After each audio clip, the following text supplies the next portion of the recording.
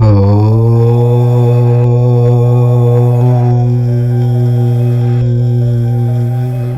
శనివారం ఉదయం నిద్రలేవగానే తలుపు తీయగానే ఈ చిన్న పని చేయండి చాలు, దరిద్రాలన్నీ కూడా పోతాయి. ఇంట్లోకి డబ్బు వద్దన్నా వస్తూనే ఉంటుంది. ఇల్లంతా డబ్బుతో నిండిపోతుంది. మీ ఇంట్లో ఉన్న కష్టాలన్నీ కూడా పోతాయి. మీరు పట్టిందల్లా బంగారం అవుతుంది.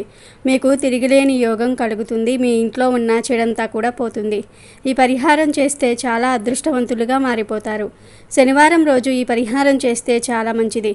ఈ రోజు కుదరకపోతే ఏ రోజైనా సరే చేసుకోవచ్చు. రోజే చెయ్యాలి, ఈ రోజే చేయకూడదు అనే నియమం ఏమీ లేదు. ఏ రోజైనా చేసుకోవచ్చు. కానీ ఒక ఆదివారం రోజు మాత్రం చేయవద్దు. ఆదివారం తప్పించి మిగతా వారాల్లో మీరు ఎప్పుడు చేసుకున్న సమస్యలు పోతాయి.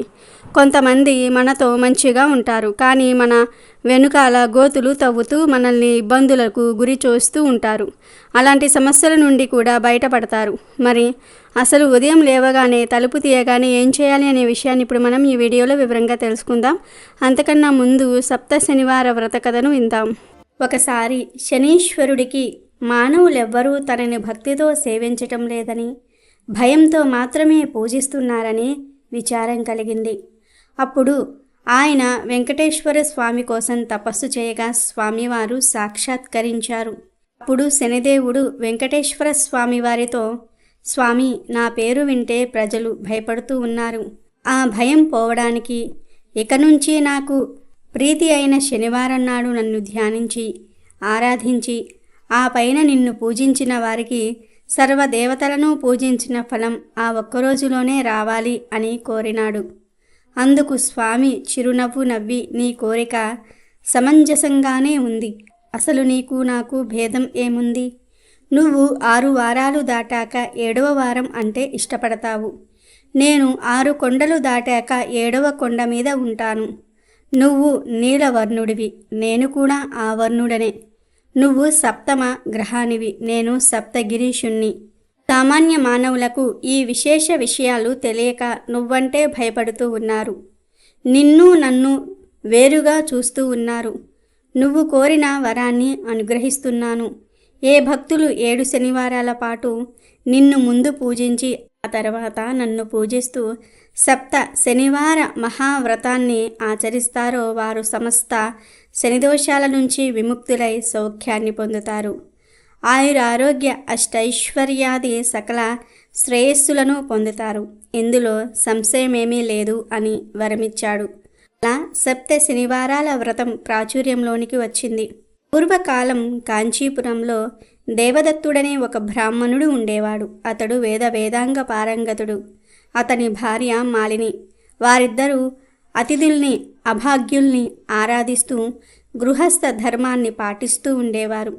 వారికి శ్రీ వెంకటేశ్వర స్వామి వారు ఇలవేల్పు. ఒకనాడు వారింటికి కాశీయాత్ర చేసి వచ్చిన ఒక బ్రాహ్మణోత్తముడు వచ్చాడు.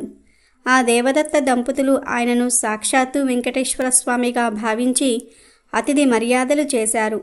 భోజనం అనంతరం ఆ బ్రాహ్మణుడు వారి జాతకాలు పరిశీలించి చూసి జాతకం ప్రకారం దేవదత్తునికి శనిదోషం వల్ల అపమృత్యువు కలిగే సూచనలు కనబడుతూ ఉన్నాయని, ఆ అపమృత్యు దోష పరిహారం కోసం సప్త శనివార వ్రతం చేసి అటు శనీశ్వరుని ఇటు శ్రీ వెంకటేశ్వర స్వామిని భక్తిగా ఆరాధించవలసిందని చెప్పాడు. మాలినితో, అమ్మ, నీవు శ్రద్ధ వహించి నీ భర్తను కూడా సప్త శనివార వ్రతం చేయడానికి ప్రోత్సహించు. నీ సౌభాగ్యాన్ని నిలుపుకోవాలి సుమా అని హెచ్చరించాడు. సప్త శనివార వ్రత విధానాన్ని బోధించాడు. దేవదత్తుడు ఆ శనివారము బ్రహ్మ ముహూర్త కాలంలోనే నిద్రలేచి స్నాన ధ్యానాదులు నిర్వర్తించి ఇంటిలో ఈశాన్య భాగాన పూజాపీఠం ఏర్పాటు చేసి ఆ పూజాపీఠం పెట్టి మండపం వేసి వెంకటేశ్వర స్వామి వారి చిత్రపటం పెట్టి నైవేద్యానికి కొబ్బరికాయలు, అరటి పండ్లు, నల్ల ద్రాక్ష పండ్లు, 7 చిమ్మిలి ఉండలు సిద్ధం చేసుకుని ఉదయం పూజ చేసి ఒక బ్రాహ్మణుణ్ణి పిలిచి ఆయనకు భోజనం పెట్టి ఆ పైన వారు భుజించి మొదటి రోజు వ్రతం యథావిధిగా నిర్వర్తించారు. ఆ విధంగా వరుసగా వారు 7 శనివారాల పాటు వ్రతాన్ని భక్తి శ్రద్ధలతో కొనసాగించారు. 7వ శనివారం వ్రత పరిసమాప్తి చేసి భోజనం చేసి కొంతసేపు శ్రీ వెంకటేశ్వర స్వామి మహిమలు స్మరించుకుంటూ నిద్రించారు. ఆ దంపతుల భక్తి శ్రద్ధలకు పూజా విశేషాలకు ప్రసన్నుడై శ్రీ వెంకటేశ్వర స్వామి మాలినీదేవికి స్వప్నంలో సాక్షాత్కరించి, ఓ పరమసాధ్వి, మీ దంపతులిద్దరూ శ్రద్ధాభక్తులతో చేసిన సప్త శనివార వ్రతానికి నాకు చాలా సంతుష్టి కలిగింది. ఆ వ్రత ప్రభావం వల్ల నీ భర్తకు శనేశ్వర దోషం, అపమృత్యు భయం కూడా తొలగిపోయాయి. అతనికి రాబోయే జన్మలోని ఆయుర్దాయాన్ని ఈ జన్మలోనికి తీసుకువచ్చి ఇతన్ని పూర్ణాయుర్దాయం కలవాన్ని చేశాను. మీరిద్దరూ సుఖశాంతులతో ఆనందంగా నూరేళ్లు జీవించి ధర్మార్థ కామ మోక్షాలనే 4 పురుషార్థాలు సాధించుకుంటూ మీ మానవ జన్మను సార్థకం చేసుకోండి అని దీవించి అదృశ్యుడైనాడు. వెంటనే ఆమె లేచి భర్తను లేపి తన స్వప్న వృత్తాంతాన్ని వినిపించింది. ఆయన కూడా సంతోషించి భార్యను అభినందించాడు.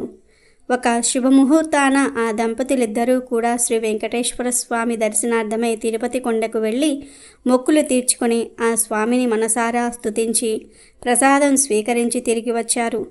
ఇంటికి వచ్చాక బ్రాహ్మణులను పిలిచి అన్న సంతర్పణ చేసి బ్రాహ్మణాశీర్వాదాలు పొందారు. జీవితాంతం వరకు యథాశక్తిగా శ్రీ వెంకటేశ్వర స్వామి సేవ చేస్తూ చివరికి శ్రీ స్వామివారి సాన్నిధ్యాన్ని పొందారు. వీడియోలోకి వస్తే శనివారం అనేది వెంకటేశ్వర స్వామి వారికి ఎంతో ఇష్టమైన రోజు.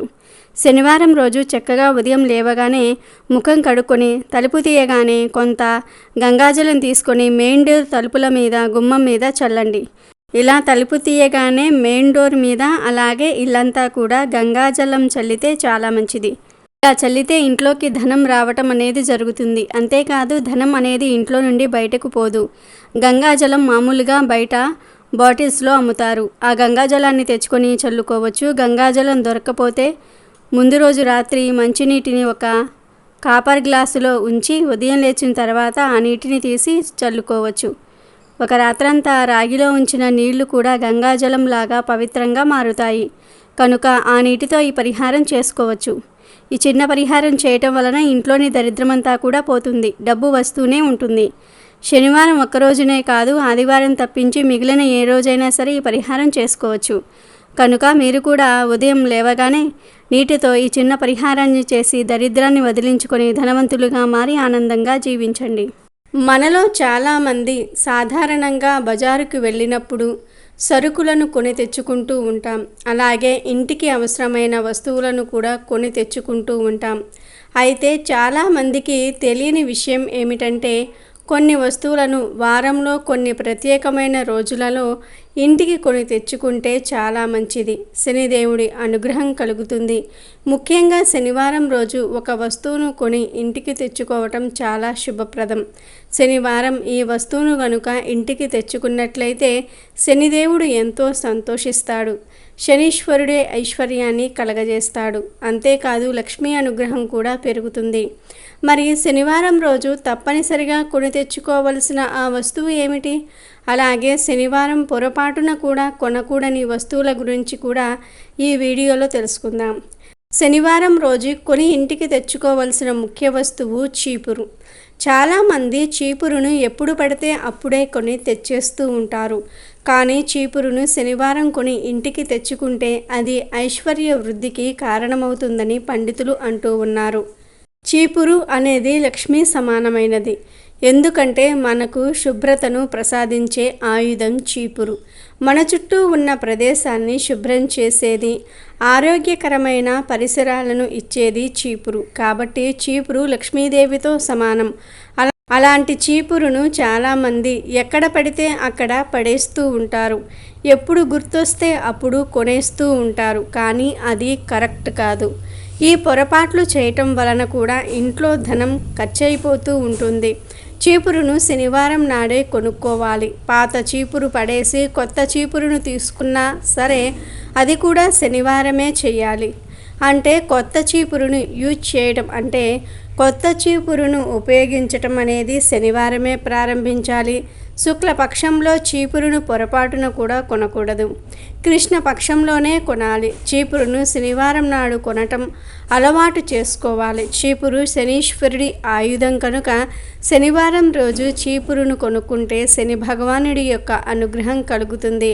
ఎలాంటి కష్టాలు రాకుండా ఉంటాయి. మొత్తం మీద శనివారం కొనాల్సిన ముఖ్యమైన వస్తువు ఏమిటంటే చీపురు అని పెద్దలు పెద్దలు అంటూ ఉన్నారు. ఇక శనివారం పొరపాటున కూడా కొని ఇంటికి తీసుకురాకూడదు అంటున్న ఆ వస్తువు ఏమిటంటే ఉప్పు శనివారం రోజున పొరపాటున కూడా కొనకూడదు. కొంటే మాత్రం ఆ వ్యక్తి దౌర్భాగ్య స్థితిలోనికి దిగజారిపోతాడు. అలాగే శనివారం వంకాయలు కొనటం అనేది దరిద్రదాయకం, కానీ దానం చేస్తే మంచిది. అలాగే శనివారం నల్ల మిరియాలు కొంటే ఇంట్లోకి నెగిటివ్ ఎనర్జీ వస్తుంది. నల్ల నువ్వులు కొనటం వలన కూడా పనులు సజావుగా సాగవు, ఆటంకాలు ఏర్పడతాయి. శనివారం నల్ల దుస్తులు లేదా నల్ల చెప్పులు కొనకూడదు. ఇనుము వస్తువులు, మోటార్ సైకిళ్ళు, కారు లాంటి వస్తువులు కూడా శనివారం కొనకూడదు. శనివారం కొనే ఆవాలు కూడా దరిద్రాన్ని మోసుకుని వస్తాయి. శనివారం ఆవాలను కొని ఇంటికి తీసుకురాకూడదు. కాబట్టి మీరు కూడా శనివారం ఏ వస్తువులను కొనాలి, ఏ వస్తువులను కొనకూడదో తెలుసుకొని జాగ్రత్త పడండి.